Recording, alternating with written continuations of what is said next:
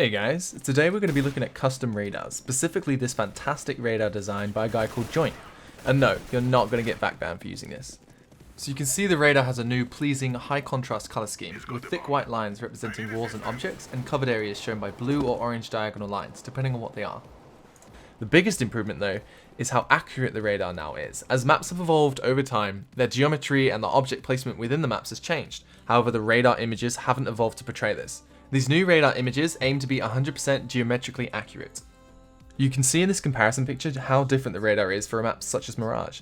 Little things like the boxes in the middle being the wrong shape and size are fixed and made a lot clearer, so it's now much easier to see and interpret. So far, Jo1Nt has finished radar images for Dust 2, Inferno, Mirage and Overpass, and is working on the rest. But you can pick up the files for the finished ones over at www.simpleradar.com. Just click Full Pack Download near the bottom and then click Download.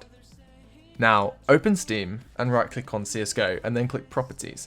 From here, open the Local Files tab and click on Browse Local Files. These are going to be your CSGO assets. Now open the CSGO folder, then click on Resource and finally open Overviews.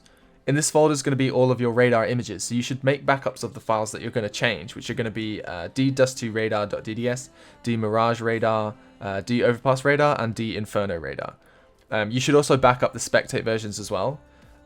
These are what are displayed when the map's actually loading in. And if there's no spectate file present, then it's going to load the original radar file. So just back those ones up too, put them in the backup folder with everything, just to make sure you don't lose them. And you can always revert back if you don't like the radar. Now, what you want to do is unzip and drag the DDS files that you've downloaded from Simple Radar into this folder, and you're done. You'll have installed the radar. Simply jump in a game and try it out. And to remove it, just delete the images that you've put in and move the backups that you've made back into the original folder. So now that you've got the shiny new radar, there's a couple config commands that you can use to make it even better. The first is CL radar scale. Normally I have this set to about 0.3, and the reason for that is that it zooms the map out so far that you can see everyone. You don't get little arrows at the edge of the radar because they're not printed on, which you get when it's quite big like this. So instead, having it set really small allows you to be able to see the entire map without being like, oh, where are they? Are they at B or are they at A when you're over by playground, etc. A set of aliases that go hand in hand with that are these, radarzoomin and radarzoomout.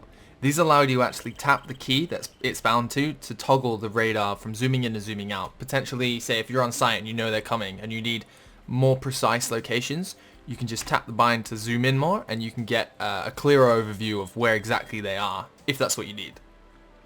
So another command that I don't personally use, but I know a lot of people recommend, is CL radar always centered 0.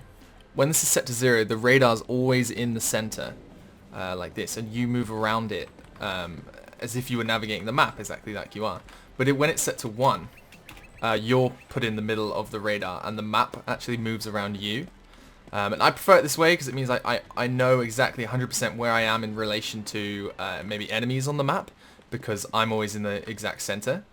And I tended to actually lose myself on the radar sometimes when I try to quickly flick up, but I know a lot of people like it solely because it allows you to see the entirety of the map without having to worry about the zoom and the scale and stuff. So what do you guys think about this radar? Have you used any custom ones yourself, or is there something that you're looking to see and have on your radar yourself? Just let me know in the comments below. And as always, thanks a lot for watching, guys.